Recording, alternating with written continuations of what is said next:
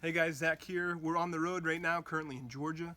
We're traveling across the country to meet up with you guys, check out your repairs, your builds, and see your cars. Recently, we've been getting slammed with a bunch of rain, and I thought I would show you guys the definitive guide how to find that leak on your E83 X3. So 2004 to 2010 X3. Let's go take a look. First thing, if you've got a leak coming from the front of the car, so your feet are wet, the driver's seat, the front passenger seat, chances are your cabin air filter, the drains for those are clogged up.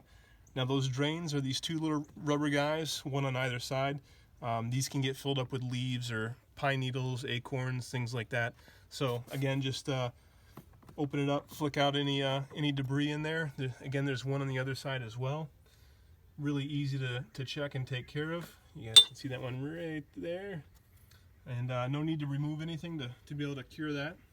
Now the second leak I'll show you guys comes from this vehicle has the panoramic sunroof, so these are kind of notorious for leaking.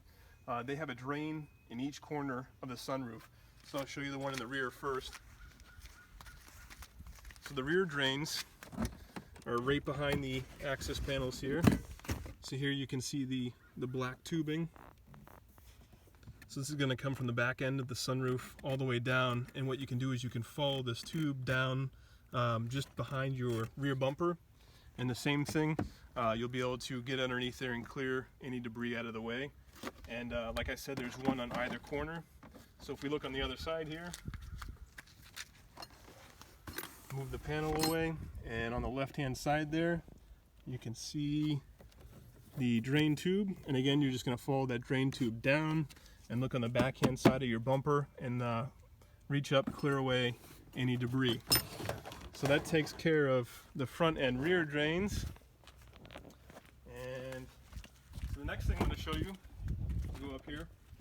Now if you want to find out if your front drains are the reason that it's clogged, it's going to be a little hard to see here, but right in the edge of the sunroof here, you're going to see just a little tiny hole. See if I can get you guys a good shot.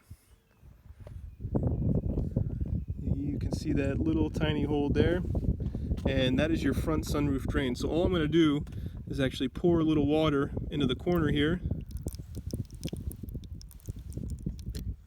and I've cleaned mine out, so this should drain perfectly. But the cool thing is, if yours doesn't, it's again, it's going to be an easy fix. So now we're going to go underneath the car.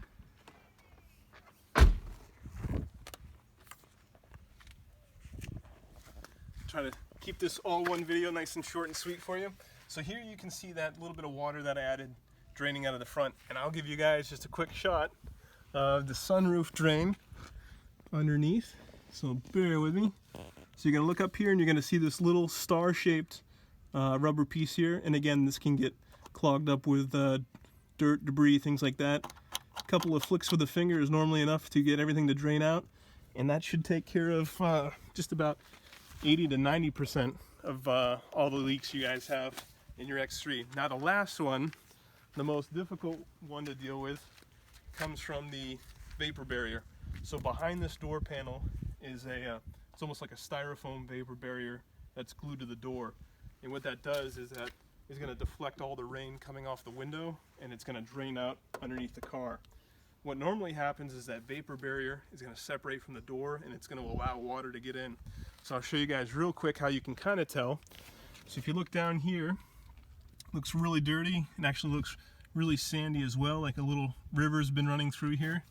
And just to show you guys, I can confirm mine is leaking. Push down with a towel and you can see it's just absolutely sopping wet. It's actually bled right through